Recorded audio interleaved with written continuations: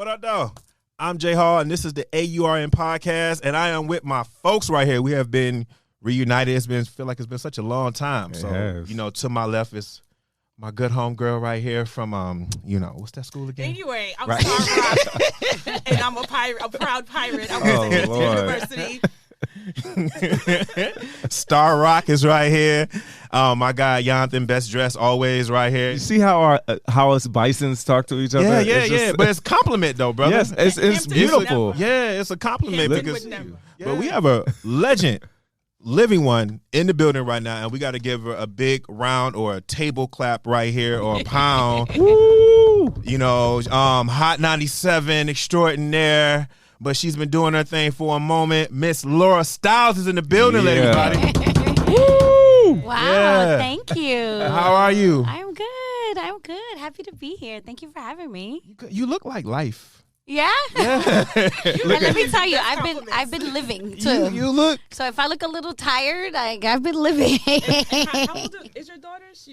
She's about to be 2 on Halloween. Oh, you're in the thick of it. Oh, girl. I did not like 2. I'm not even gonna lie. Dang. No. Be honest, and it's okay because people try to be like everything is all duckies and bunnies. It's not. This is the F them kids section part of the show. I have no input. I am the fun uncle. Yes, I already had a chat with the fun uncle. Yeah. He told me his 1, 2, and then he's like, "Okay, go back to daddy now." Yep. I gotta go out tonight, y'all. That is good. I mean, ever since 2020, I always try to check on somebody's well-being. Yeah. So when I say you look like life, I mean that. Like Thank you look.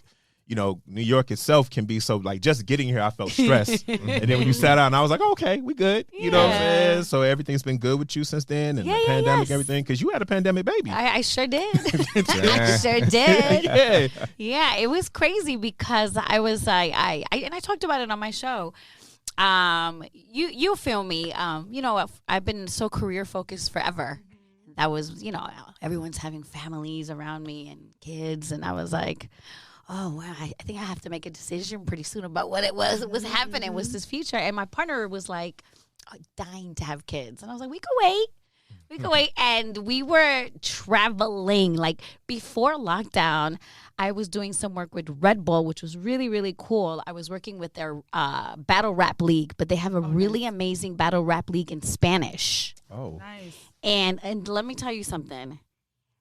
The fans and the rappers that are from all over the world, it is so beautiful to see how hip-hop has penetrated all cultures, all countries. And I was in, oh my God, so I did the rap battle league and I did DJ competitions with DJ Jazzy Jeff. So we were in Taiwan, we were in Cuba. Wow. I was in Jamaica, I went to Thailand, I was in Vietnam. I was in Paris. We went to Belgium. I mean, we traveled. And at the time, my man was like, do you want to be my cameraman? Just an excuse for him to travel with me. And he was like, for sure, let's go, And he's actually super talented, so it was kind of like a bonus for me. Yeah. So it wasn't like I was just having him running around, doing like he knew what he was doing. Social media. Social media videos. No. He actually is super talented, so that was a blessing in disguise for me. But yeah, so we were doing all of that, and then finally when we were like, well, maybe it's time to try to have kids. It was I thought I was gonna get pregnant right away. Okay. It took me about 1.5 years. At first I was like, oh, I thought it was just when I'm ready. And then life hit me.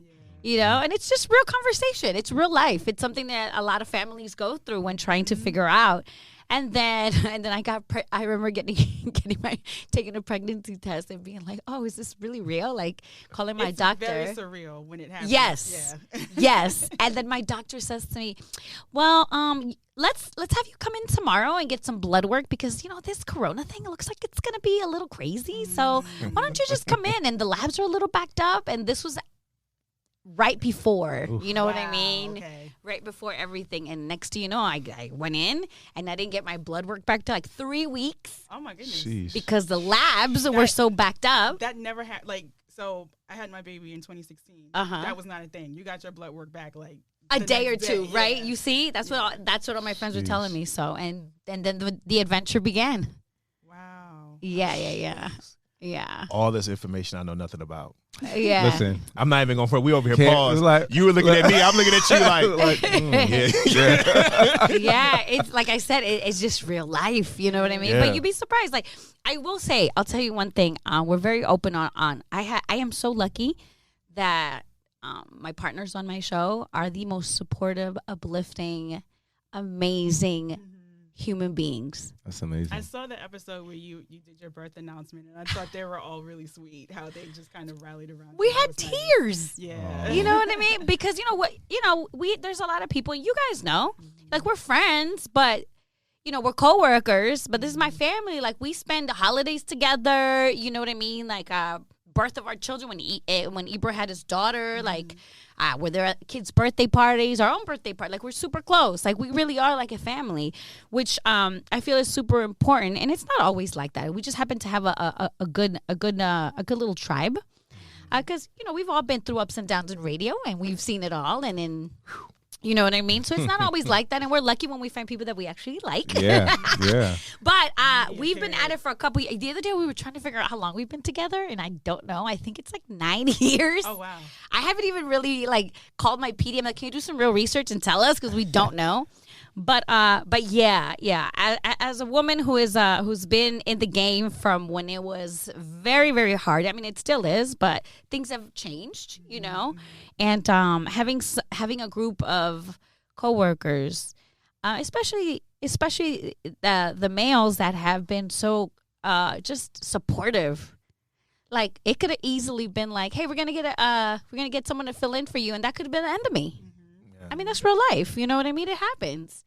And they were like, no, we don't need nobody to fill in. We'll keep you here in spirit and make fun of you. And you know what I mean? Sometimes, From the couch. You know how it was? And then I actually worked throughout my entire pregnancy until one day I sent a text like, oh, it's going down. I'm not going to be in tomorrow. It was just one of those, you know? Wow. Yeah. So yeah, I'm really grateful. I'm really grateful. And then my daughter will get to see like all of it. Like you said, the announcement, everything is on YouTube, which is so bizarre that she'll be able to see that in the future. Like these stories, because from the announcement to the actual birth, and then when I came back, 2 weeks into it, I was already like, no, I need to check in.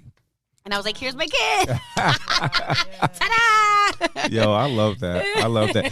I actually, one, congratulations. Thank you. That. And, I know what you're going through because I see it with my brother. I don't know it personally, like, we said. But I actually want to go back now, like, take it back to culture. I love that your family's from Guatemala. Guatemala, right? yeah. So are you first generation? Yes. So I am as well. And that's kind of like my brand, and to be in the industry and to represent for your culture, how is that? And how did that kind of influence or inspire you to go to where, you are now? And did your parents actually agree with you going into? Oh, absolutely not. Okay, yeah. I think that. So my parents are first. They came to the United States in I think in the 70s. Same. And my parents crossed the border illegally, and they did the most insane trip to get here, fleeing violence and fleeing a life that just wasn't what they wanted, to give me a better life. And I always, it's really easy to judge people to be like, oh, they need to do it the right way and do it this. You never know what people are going through. Right. I had to stop until I had a friend who was semi, she was conservative when it came to immigration, right? She didn't know my story. You know what I mean? See what I'm saying? She didn't know my story. So she was like, Papa, people should come here. I said, let me tell you. I was like, yeah, my mom actually almost died coming over here. Wow. She was pregnant with me. And, her journey is is one day I'll tell her story. But I was like, she almost died. My father was stabbed on his way over here. And I was like, my parents worked really, really hard. Any job that they could get, they were never on welfare. You know how they're quick to be like, right, taking advantage. Yes. Yeah. You know what I mean? The welfare queen. You fall into the stereotype, and I was like, they're never on welfare. I was like, so I know what it is to struggle growing up. We figured it out. I was like, but I have an older sister that was going to college in Guatemala, and my mom was like, let her finish. She grew up with my grandmother, and when it's time, we'll do it the right way, quote unquote. It took us 13 years. Wow. 13 years for her to get her paperwork right and for her to come here legally. So imagine not having your child for 13 years. Yeah. That's wild. Because it's easier to get visas and all of that when you're coming from rich countries, you know. But when you're coming from third world country, it's like you're not necessarily the hot ticket, you know. Right. So it's so no, my parents thought it was crazy. Yes. They were like, I wanted to be a DJ, and they were like, we're not. Not getting you any equipment, no money. So, I was in love with hip hop. I remember I always like to tell the story because the Fugees were very important to me because they were one of the first groups that were so proud to be the refugee crew. Yes. Like waving the Haitian flags and bringing a coat on stage. I don't know if you guys remember them doing that. But it just made me feel like I was a part of something. You know, it made me feel like I was so proud that they were so proud. You know what I mean? That, for the most part, immigrant children have similar struggles, you have your identity issues and you're trying to fit in. And I fell in love with hip hop because hip hop made me feel like home. And in the neighborhood, I grew up in Mid-City, Los Angeles, and come on, LA, yeah, Inglewood, and in my neighborhood, I lived in a black neighborhood at the time, and a few Mexican folks, but my best friends growing up, the strong women who led me, who taught me, were all black women. And it was just something that was so that love has been embedded in me, and I learned so much, and I learned so much from my mother growing up trying to survive without speaking the language. You know what I mean? Like you have to learn a new language, you have to figure out how you're gonna feed your kids, and so hip hop to me was just like, at the time it was like this little subculture that was thriving in LA, and it was like. I love the women that were there. Like I remember listening to Sway and Tech and Carmelita, and I was like, God, she's so dope. Like I want to just be there with them. You know what I mean? And listening to OGs like Nautica Dela Cruz on the air. Yeah. And just being in love with it, and I wanted to do it so bad. Like, my mom still has like these cassette tapes of me like interviewing my little sister. And, wow! Yeah, it's so funny. Yeah, these like white cassette tapes of like me. I remember I lied, and we had a local AM station, and I lied about my age, and I got in there, and I had my own little hip hop radio show, me playing Mos Def and like raucous mixtapes, until they found out I was like 16 at the time, and they're like, "Come back when you can get a work permit." Dang. But I just wanted to be part of the culture, you know what I mean? I was like having friends send me like DJ Camilo mixtapes and Babito and Stretch mixtapes. And I loved it. I just was obsessed. And I would be like, one day, I was like, if Angie Martinez can do it, I could do it too, you know? And it really was just a dream, like a really like honest dream. And sometimes I feel like it sounds a little corny, but it was real for me at that time, you know, when you're going through all your hardships. And you know, it's really, really special to me when I get messages from, I get a lot of beautiful messages, period, from fans. But when I get like Guatemalan folks hit me and be like, thank you, because I've never seen us represented. I've never seen anyone, you know, like talk about our culture and you know, and she's like, and in a positive light. So it makes me feel really proud, and it makes me feel really happy, and you know, it's a whole like a 360 moment for me, because I remember I was watching the Wakanda Forever trailer that came out, the first one, right? Of the second joint that's about to come out. So I'm watching it, and my sister calls me. She's like, "Oh my God, there's a Guatemalan actress that's gonna be in Wakanda Forever. She's an indigenous woman. You gotta see it." Wow. And there's a scene with, I think it's an underwater birth. I was crying. Yeah. I'm sitting there with tears in my eyes. You know what I mean? I'm a comic geek. That was Namor. Okay. Right. You saw that. So I don't we follow. We were there. Look. Yeah, okay. I just thought it was beautiful. Yeah. When we saw it, all the little comic geeks was online. Like, you see the wings? You see the wings? That's Namor. Yeah, I knew it was something. So the woman in that scene, that actress, I started looking it up. But so I was like, I couldn't believe it. And to me, it's so beautiful because, you know, I was like, wow, an indigenous Guatemalan woman is in Wakanda Forever. Are you kidding me? You know what I mean? So I know how it feels, and it really, like, now more than ever, it means more to me now. Yeah. You know, I feel proud. Especially to be a part of that. Yeah. You know, absolutely. Not only to see it, but you are a part of it. Like, they are holding you at that level. Yeah. And that's a blessing. That's and so it makes me feel really good, man. It really does. It really is a blessing. Yeah. I love it. Now you are on Ebro in the Morning, one of the biggest morning shows, and you guys are syndicated coast to coast, right? It's like what? San Antonio. Yeah, we're in Portland. Oh no, we got the list. It's Portland, KTFM, San Antonio, Texas, Loud Radio, Allentown, Pennsylvania, Loud 101.5, State College, Pennsylvania, 101.9 KINK, Portland, Oregon, and a whole other list that AURN one is the lame. No, she out there. But okay, and so I want to kind of take it back though a little bit in your grind to get on, right? Yeah. Because you did get to work with Angie Martinez. Yeah. So, that was like one of your first like nationally syndicated shows?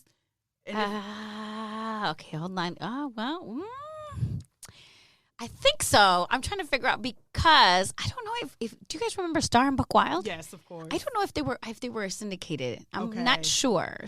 They were on MTV for like 6 weeks. Okay, that's how I got introduced to them. I came up on New York radio. So I don't know if they were syndicated, but I worked on that show. Oh, you were on that show too? Yeah. So I started on radio early when I was like 20 in college. I was going to school. It was at BMCC.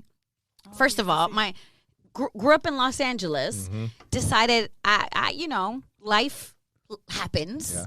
And I needed to change. I needed to get out of my neighborhood. Wow. I needed to get out. I lived in a neighborhood where everybody was just kind of stuck on a corner doing what they do. And I was like, I can't be a part of this. I can't be another statistic. I literally saved up some money and bought a one-way ticket to New York because it's the number one market in radio. Now that I think about it, I would never let my kid do that. You know what I mean? My goddaughter's 19. I'm like, are you crazy? Right. You know what I mean? Yeah, I did the same thing to go into D.C., so I would never let my niece do that. Right. But I did it. But we did it. Yeah, I did it. So I did it, and mind you, I didn't know. I knew a friend of a friend. That's it, who helped me like stay on her couch for the agreement was 3 weeks until I found an apartment. And she was wonderful, and she truly helped me get a place. And I just got student loans and lived off credit cards and figured it out. I was going to school at BMCC, and my good friend Quasi Hewlett does imaging right now is The Beat. No, not The Beat. What's the other? The Real. Real in LA now. Sorry, he's been all over the place, but he's like a radio OG when it comes to imaging. He's a beast, and he started at Clear Channel. Well, I don't even know if he started somewhere else, but I got together with him at Clear Channel when they launched Power 105.1 in New York. Okay. And it was an old school station. It was all throwbacks. Yeah. And Monie Love was on there. Ed Lover was on there. Chabrak, all of them were on there. And he was doing the imaging for them. And while I was in college, he was like, because of a friend, you never know where life is going to take you. Yep. And, the impressions you leave on people. Yep. And if someone else believes in you, they'll make that call for you. Yeah. And I'm so grateful for all of that because that's why I'm here, And Kwasi was like, hey, there's a phone op position open. Do you want to take it? And back then, we didn't have social media managers. Right. So it was the research department. I started. You talking about the phone op? Yeah, I started that. Well, I was actually in studio just taking calls, getting winners when they gave away tickets, right? Wow. So I was like, of course I want to do that, So I came in, and he would have me voice and do little things wherever he could put my voice, and I would be so geeked that I was on a little commercial or a little soundbite. And honestly, that's where I really started. And I came up under Monie Love. She was one of the first ones who took me in. Okay. We're still friends to this day. I was answering her phones. I was carrying her baby. I was getting her lunch and her coffee. You know what I mean? Like doing whatever. And the grind was real. And she she really opened my eyes though, because she would be breastfeeding and cutting up breaks. You know what I mean? And I was like, wow, like this is what a superwoman looks like. You know what I mean? Who's like really like thriving and doing it. And then and Steph Lova really took me under her wing, and then I learned and Deja Vu, who is so crazy because now she's at WBLS in New York, and we see each other all the time. She's the one who like whipped my ass whenever I would be wilding out. It was like get your boy's got to be tight, And all these incredible women like helped me so much. And then once I became a producer, I started being a producer for Star and Buck Wild until things blew up. If you know what I mean? Yeah. Yeah. So that's why I was like, were they syndicated? I don't know. It was the Aaliyah stuff, right? That's what I was thinking. No, the Aaliyah stuff got them kicked out of Hot 97. And then Power 105.1 took them in. It was the drama between them and Envy. Him and Envy. Kids. And it got nasty. It was terrible too. It was terrible, but yeah, I got caught up in the middle of that. So, and then from there, that's when I was like, after all that drama, I was like, I need to try to just get my own situation. Wow. And I started sending out tapes to anyone who would hear me. And then I got called back from a Connecticut station, and they were just kind of like, maybe not. And then Miami station, I was like, move to Miami? I was like, and then Envsn had opened up a reggaeton station in New York. And I was like, well, I speak Spanish. I'm not Puerto Rican, so I don't really know anything about reggaeton, but hey, you know what I mean? I was like, let me try it, you know? And it was cool because there wasn't enough reggaeton to program a whole station. So it was like reggaeton, hip-hop and R&B, and reggae. Right. So I was like, I'm in. Very like underground mixed. Yeah. I grew up uptown. Like, so you know. And that's it. And they were like, I was like, do I have to speak all Spanish? They were like, no. Give us like 60, 60-40 or whatever you could rock. And that was my first on-air gig in New York. So I'm very blessed because, people have to move around. Yeah. I thought I was going to go to a smaller market and just have to, in a big market. That's a huge deal. It is. And my first gig was middays. Wow. I didn't even do weekends. Wow. Like, they were just like, go ahead, show us what you got. And I was like, okay. I learned from the best. So I was like, I learned what to do and what not to do. Yeah. And that was my first, like, radio gig.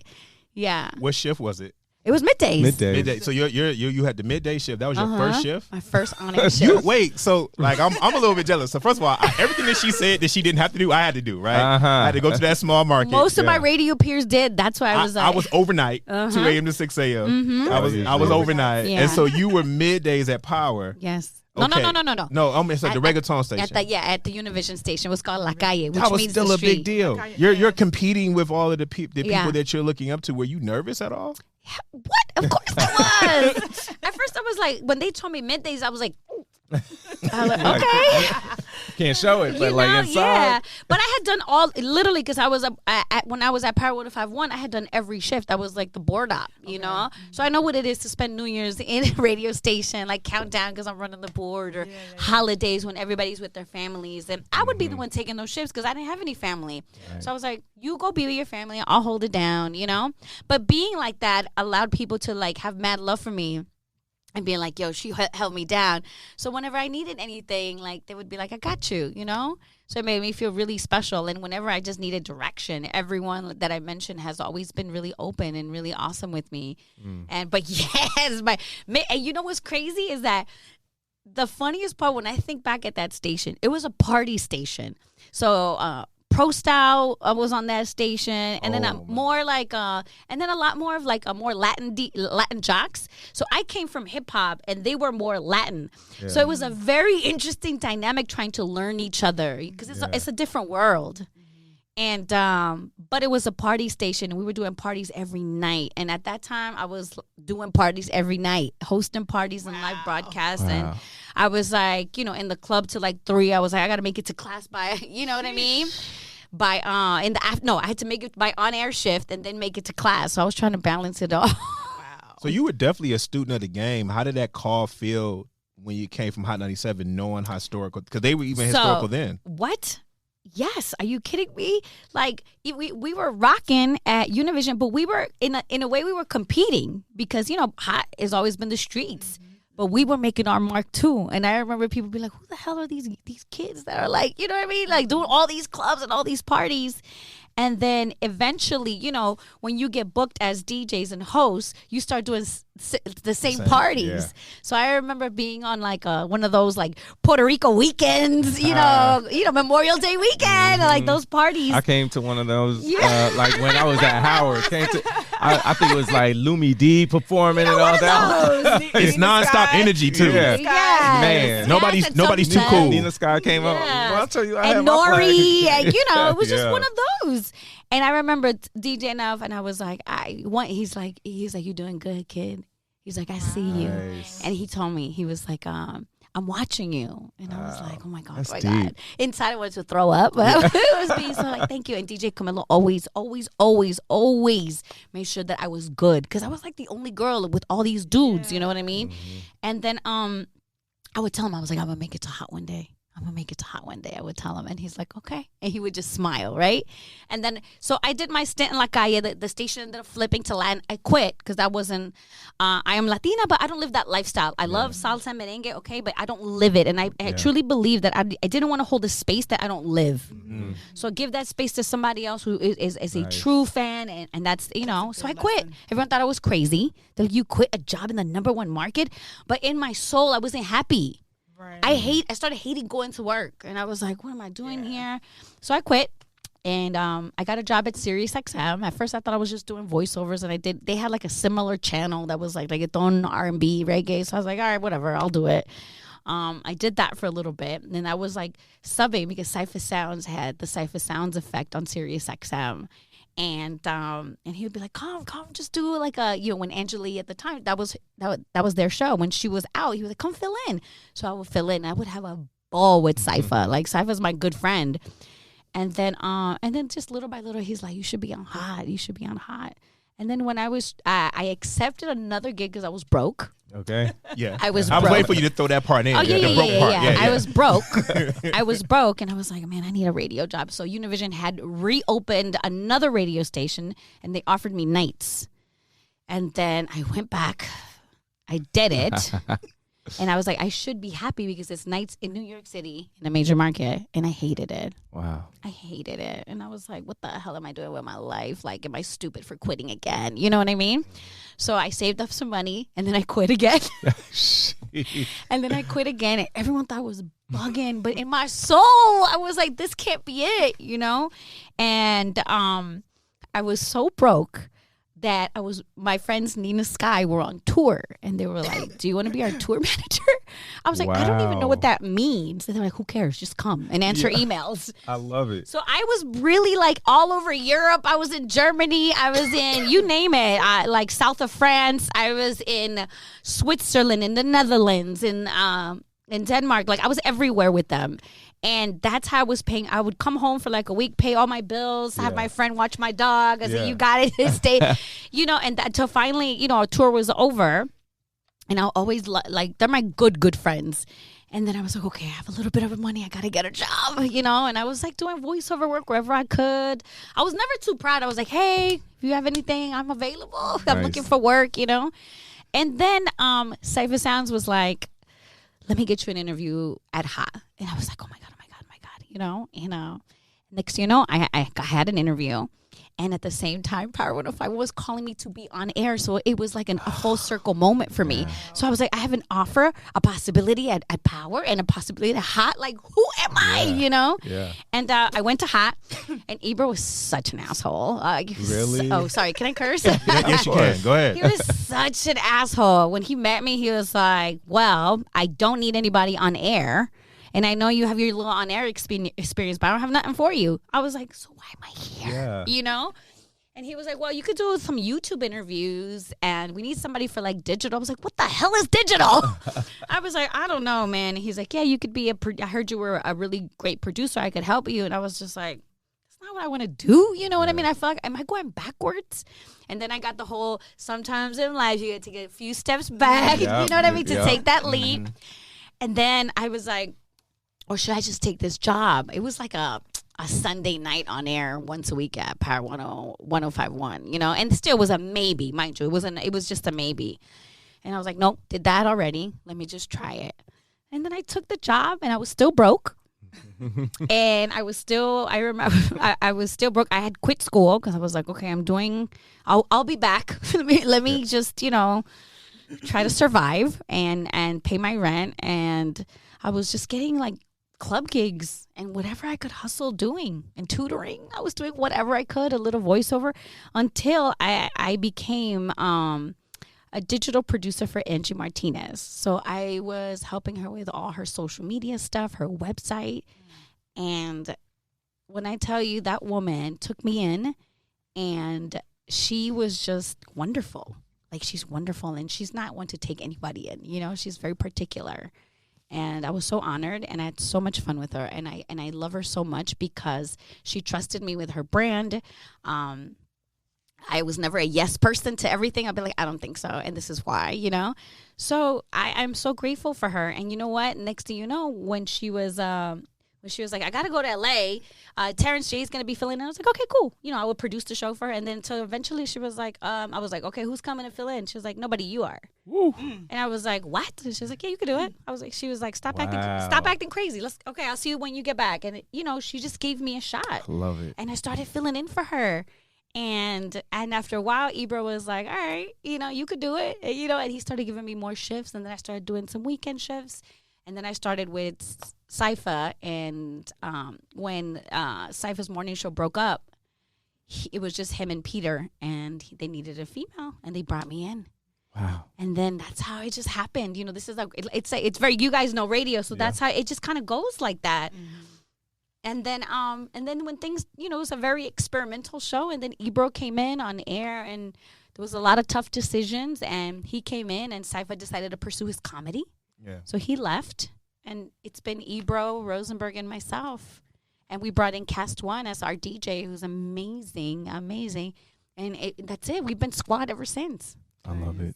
It's so random, but like it wasn't all pretty. The broke part was really real. I just want to keep reiterating. No, it's okay because I'm feeling it in my soul. I'm like, because we got to get the broke part out. Listen, because I know what it is to live off spaghetti for a week. Yeah, you know? And I can tell you can still taste it now. Yeah.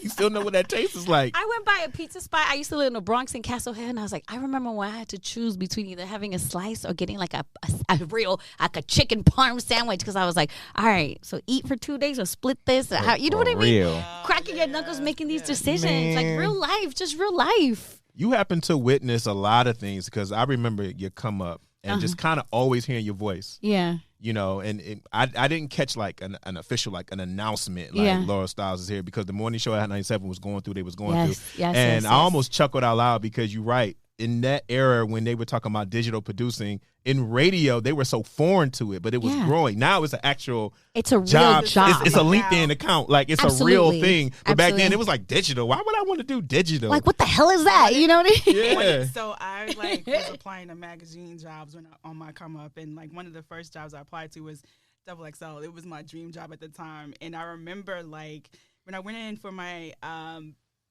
interview, I had clips from I had been writing for like the different hip hop websites and stuff like that. And the publisher was like, oh, so you came to get a real job. And I was like, no, I'm telling you digital. And they did not see it for digital. And they were saying that kind of stuff to your face. Yeah. You know what I mean? They were saying it to your face. Like, that's cute. You know what I mean? Like, little did they know that that's what was going to be. Satellite was considered where you go when you couldn't get hired, and all these different languages. So you're sitting there, you're witnessing this, and you're on the morning show. Mm-hmm. What was your earliest, or you can say even most recent, what the F moment, like your most what the fuck moment? Because you had a front row seat to a lot of things. It's been so much. I don't even, can I tell you something? Sometimes I just have a blur and other people have to remind me because it's a lot. It's a lot. But we've had moments where it's like with each other that have been like really real. You know what I mean? Like, I remember, I'll tell you one moment that, I had I remember I got so mad at Ebro, and he was like making fun of me because I had gotten an opportunity to do a podcast for some college basketball situation that was happening. I know nothing about sports. College basketball, what? I don't know. You know what I mean? And it was a big bag, the biggest bag I've ever been offered. Oh, okay. So I was like, what the hell do I do? I was like, and I'm like, Peter was like, Rosenberg was like, don't worry, if you need anything, I will feed you stuff. But you know what? I want you to go in there. It's like they don't want you for stats. They want you for lifestyle. Yeah. Just have natural conversation about life, Laura. A lot of times that they look at these players like numbers and stats, but how about real life? Mm-hmm. And I was like, okay, I can do this. Yeah. You know, and Ebro told me the same thing. You got it. Why you worried? You got it. So I was like, okay. And I remember one time something happened in college basketball, and he was trying to play me on the air because I didn't know. He's like, aren't you doing a podcast? And I was so angry. And I got calling you out. I got so angry at him, and I was like, I picked up the paper, and I was like, and I took off my headphones. I was like, why the fuck don't you read it? or something. Like, I cursed at him on the air. I was like, what the fuck? Why don't you read it? And I looked at him. I was like, you're a fucking asshole. And that part was dumped because Shawnee Culture was like, you know? And I walked out the studio. And I remember walking out the studio being in tears. I was like, well, that's the end of my career. You know, we're all laughing. Yeah. And I'm crying because, you know, when you're so angry, and I'm not even a big, like, you know, I don't cry for just any. Well, now that I had a kid, I cry for anything. But before, it took a lot. Like, I'm a real Scorpio. It takes a lot to get it out of me. And then I remember everyone was like, "Oh my God!" And people were texting me like, "What happened? What happened?" And you know. And then I'm like, don't quit. And I remember Ebro coming in there, looking at me, and I remember going like, why would you do that to me? Why would you embarrass? And he's looking at me like a deer in headlights. I didn't really realize. And then he's like, I am so sorry. Yeah. I'm sorry. I didn't think that it was going to affect you like this. I didn't mean. And I was, you know, when people are apologizing to you and you're still angry. Yeah. So I was like, no. I was like, I need a minute. And then finally my PD was like, you know, you can't just curse on the air. We could get fined for that. And, you know, you're responsible. And I was like, you know. Like, hold on. And it ended up working out. You know what I mean? But it's like internal battles. And he apologized to me. And he's like, I'm sorry. And then I'm the one that's like, don't make it a big deal. Just keep going. Act like nothing, you know? And, but to show you that we've had real, like, we've egos have collided sometimes. Mm-hmm. And I've had to save some of my crew members from, like, wilding out. But overall, we always hold each other down. Nice. We always hold each other down. And I remember when one particular moment that I felt was so whack, and I thought it got taken so out of context, was when Kodak Black came to the station. And I know this is the one that everybody was like, oh, my God. And it was so stupid because, you know, we've always been very open about how we feel about sexual assault. Hello. Yeah. We all have mothers, daughters, cousin, whatever. You know, we came from women. Mm-hmm. So Ebro's always been very like, this is where we stand. You know what I mean? Like, I don't care who you are. You know, we've been very open about it. So when he came, the way Ebro said it was like, I know you're going through a case right now. And here at Ebro in the Morning, we take sexual assault very serious. And just know that maybe you could, if you need to clear your name up or something along those lines. Like, I'm not saying everything word for word, obviously, and he got pissed. He was pissed that we even brought it up, right? But he gave him such an alley-oop. So if you really listen to it, he was basically like, hey, we know that this is this is what's happening, and, you know, you're going through a case, so maybe you can come back and talk about it later. He could have just said, cool, yes. Yeah. Right. You know what I mean? And he started getting super angry, and to the point where it's like we were trying to make jokes with him, and he was like, he wasn't even having it. Yeah, I remember he was all silent. Yeah. And then we were like, and then I think Ebro got really annoyed, like, basically like, why are you even here? Yeah, like, what are we doing? Right. And then he got really pissed, and then he like walks out of the interview, and then Ebro walks behind him, and he's like, fam, like, trying to tell him like, yo, I can't not mention it. It's all over the headlines. And he was trying to tell him, that's why I told you can come back and clear your name. And they were arguing outside, and, you know, his security, and then it became a thing. And it was super unnecessary. Mm-hmm. It was super unnecessary. And then afterwards, like, all right, it happened. It's over. No, it's not, because the internet comes in, you know? Of course. So everybody was coming for us. And the internet is vile because they were Googling addresses and personal information. And I remember being on the subway, and this is why I stopped taking the train by myself, and some dude was trying to press me. See? Wow. Press me. Like, this is how like passionate people are about it. And sometimes it's good and sometimes it's bad, most you know? It's just really like a grown ass man trying to press me on the subway, like about an interview. You know what I mean? Like, to the point, I remember there was another man who stepped in. He's like, are you okay? And I was like, nah. Like, next stop, I jumped out. I was like, I got to get out of here. My man was like, you're not taking the train anymore, you know? Yeah. But it was like, and it's weird because, you know, we have a cool job and we have a voice, but I'm not a celebrity. I'm not rich. You know what I mean? Like, you know, I have a little something, but I'm not walking around with security. Like, are you crazy? You know, like. But sometimes it's needed. You know, but I also like cannot afford 24-hour security. Like, you know what I mean? Like, that's expensive, you know? Like, that's not part of my budget. I got a mortgage to pay. Like, what are we talking about? Like, why does it have to get to that, you know? Right. So, and we've had our times where we've had some psychos, like even when we've been very vocal about Kanye West. Right. You know what I mean? We've been very vocal about him, and I've had some of his stands like approach us in a disrespectful way, where even sometimes my man has got to step in, and I was like, don't knock anybody out. We're not doing this right now, not over a damn opinion. You know what I mean? So it's you know, it's interesting. It's beautiful how sometimes people get so close and so passionate, and like when I announced that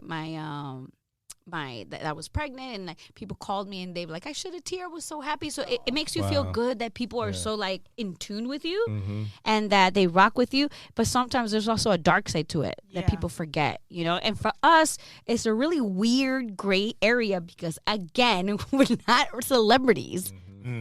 I take the train, I go to the post office, you know what I mean? I go to the grocery store like everyone else.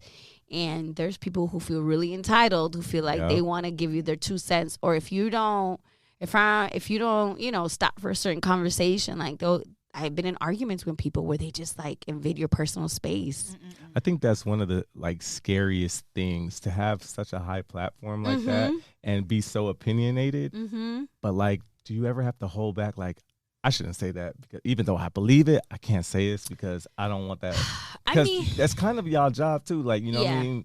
And especially you do want a viral moment just because, you know, it also pushes, but it's like, damn, where's the line that you don't cross? I'll be honest, I don't care about a viral moment. I don't. I don't need a viral moment. To me, it's like there's some people who just live for that. They want that. I could care less. I really could care less, you know? But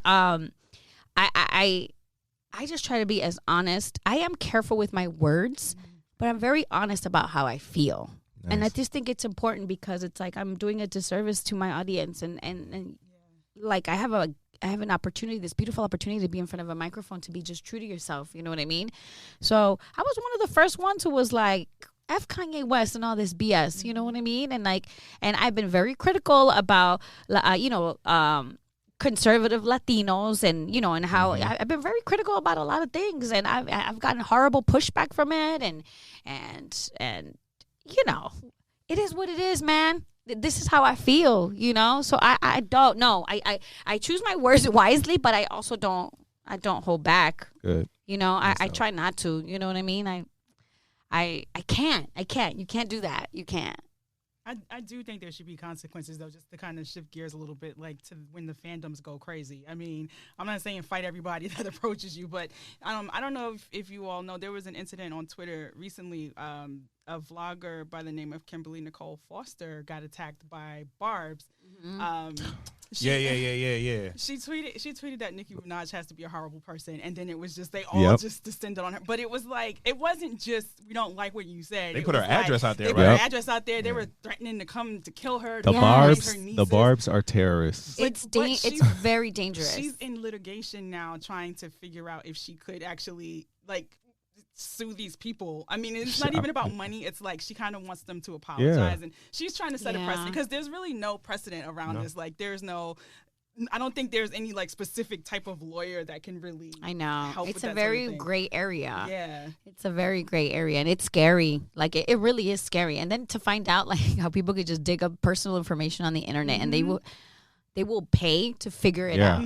It's wild. The internet is wild.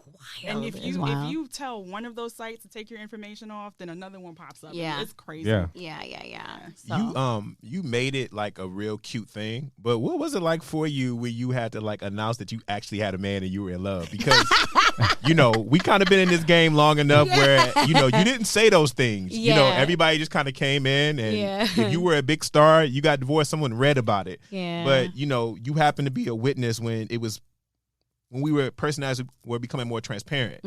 What was that like for you to be able to say, yeah, I got this man and I got this partner in that moment, and everybody, all your whole team is making this big thing? Because so I was very much like a party girl. Like I was out, you know, like I told you, I was hosting parties. I was doing all these things. You know what I mean?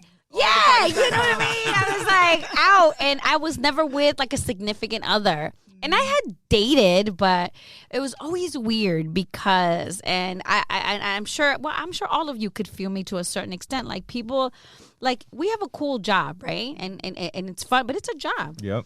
And So I remember I was dating this firefighter at the time, and we went to a party. Oh, I know, that was a trip. And somebody, yeah, and I was like down to earth, a hardworking dude. I was like, he's great.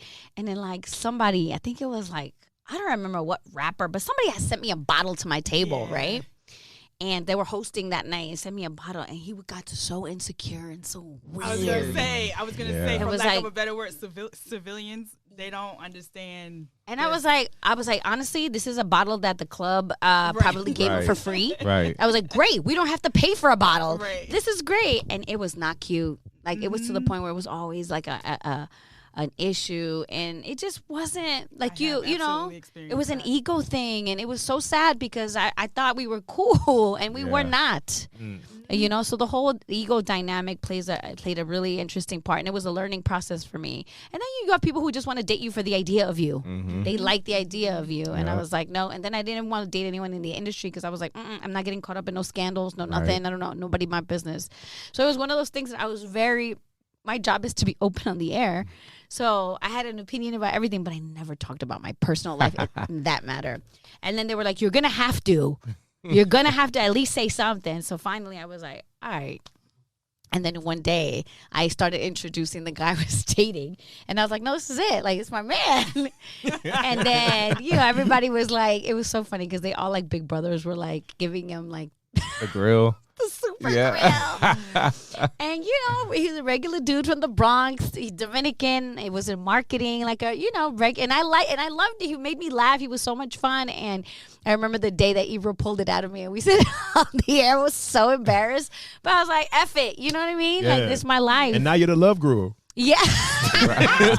You know how we got there. That's a fast forward. Like, you went to not dating to actually giving advice. Yes. And fast forward, like, this is the person I have a child with now. Like, we stood strong. Ricardo's amazing. Like, he's amazing. And we talk about our relationship issues, and he doesn't, he's not one to get super hung up on it. He doesn't really care. So he used to listen to the show when he used to drive into work, but now he doesn't. And now sometimes he'll catch it on like a podcast or something.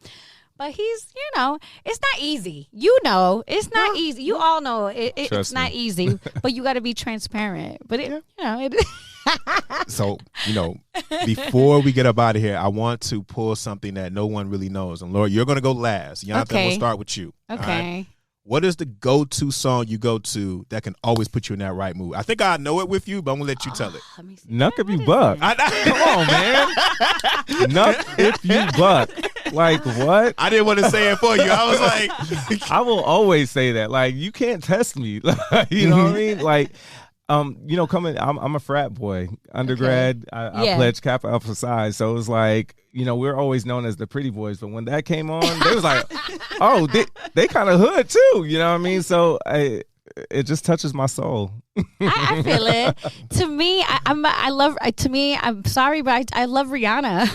Rihanna. I'm such a Rihanna fan, so sometimes I just be like, I'm trying to get ready. I'll be like, where's Pour It Up? I need this in my life right now. So anything Rihanna, that Anti album is my favorite, one of my favorite albums. Yes, it's one of my favorite albums, and that's been the soundtrack to my life for like a minute now since it dropped. Yeah. Like it's how you have those albums that you don't stop playing, like you just don't.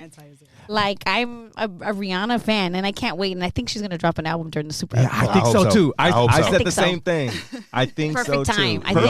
We all hope so. Star, yours? Oh, I like dance music. I love a good band. Okay, so what came to my... Okay, Cameo, Candy. Okay, yeah. Candy? Okay. I mean, that's classic, so, yeah. That will always get me on the dance floor. I definitely got to say all of those are great choices. I try not to be so moody. Mine is like depending on what month we in. So like, for example, Halloween, I'm always playing Ghetto Boys Mind Playing Tricks on You. But my go-to song will always still kind of be Dr. Dre, Let Me Ride. I'm from Detroit, so I'm a man. I like to drive. Yes, one thing that's so frustrating about being on the East Coast, you stop every 2 minutes. Drivers are but we drive all the time. I think it's Fast and Furious. Yeah. I don't know if people know that though. Like, seriously, Detroit drivers. I grew up driving from the passenger side. You know what I'm saying? Like, I take pride in that. It was New Jersey. It was we love New Jersey Drive. Like, we was like, oh, that was me. Right. That was my community. So I gotta say, Dr. Dre, Let Me Ride. You know what I'm saying? I definitely gotta say yo, to have you here has been an honor, like especially to watch your growth, because we in the era right now where things are so instant and people don't hear the backstory too much. Yeah. Oh my They God. think like you just rolled over, you made a couple tweets, you had a couple viral moments, and then boom, here you are. But now you running your own festival, Envsn, right? Yes, You're doing that. yes, You want to talk about that before you get up out here? Yeah, I would love to. Okay, so me and my one of my best girlfriends, Sharifa Murdoch, who is an incredible woman in the fashion world, in the trade show business. We've been friends since we were in college, trying to figure it out. That was like my big sister, but like the sister who would be like, "How's your credit? Are you saving?" You know, like the real conversations that like not too many people have with you, you know. So she was setting me straight from the beginning, and she would tell me, "Hey, I have like these 50 backpacks. I want to get a group of girls together and do like a give back. What can you do?" I'm like, "All right, I can get some concert tickets," or I would call a friend to get like, I don't know, like from shampoos or whatever we could come up with. Yeah. And we would do these special like days where we would have our girlfriends come in and talk to these young girls about self-care.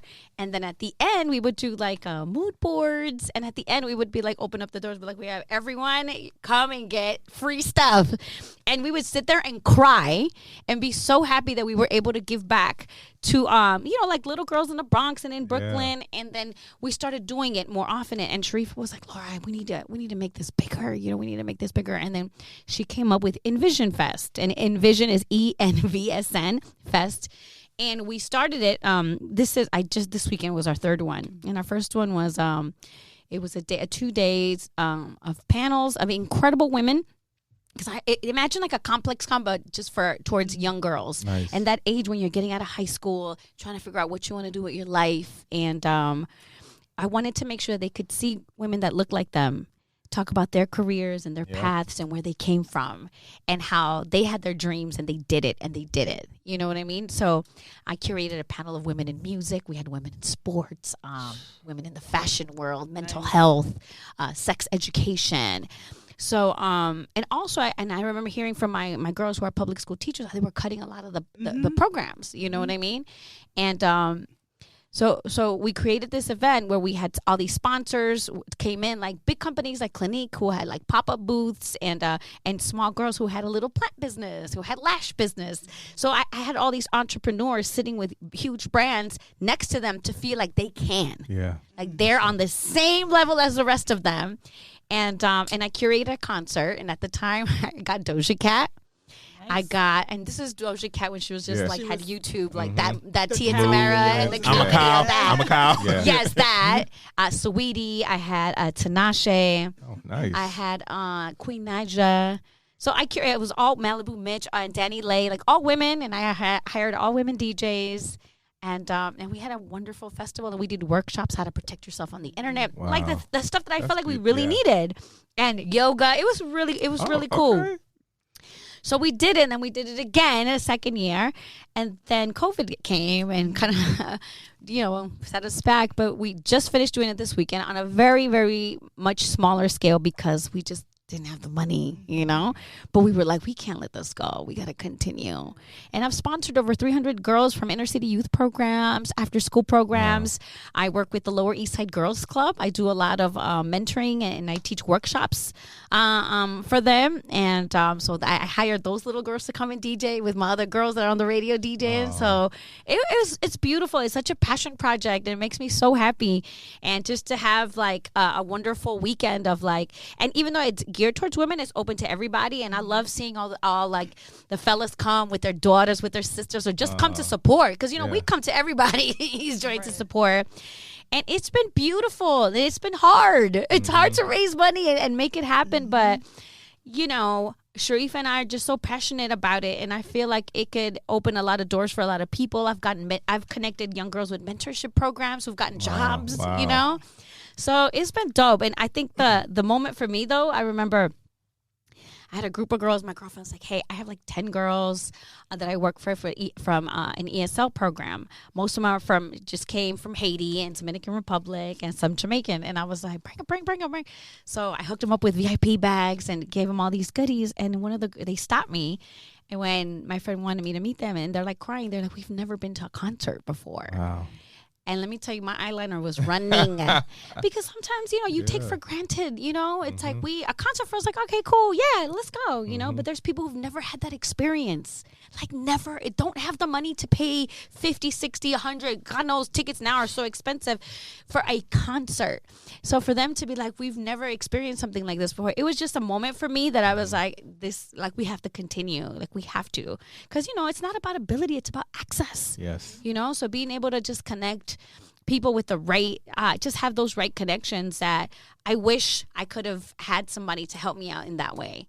But now it's important for us to be that for the next generation, And let me tell you, I've had my past interns get me jobs. What? Come on. I've had past interns honor me and give me opportunities. I remember one time Ford Motors called me for like this dinner and they were like, yeah, you're being honored. Da, da, da, da. And I was like, how'd you find me? They were like, oh, Fernando. I'm like, Fernando? Who's Fernando? Then they start showing me and I'm like, Fernando? Who, you know what I mean? Who used to give me my lunch. And he told me, he was like, he used to buy my lunch every time I work with you. He's like, I was so broke.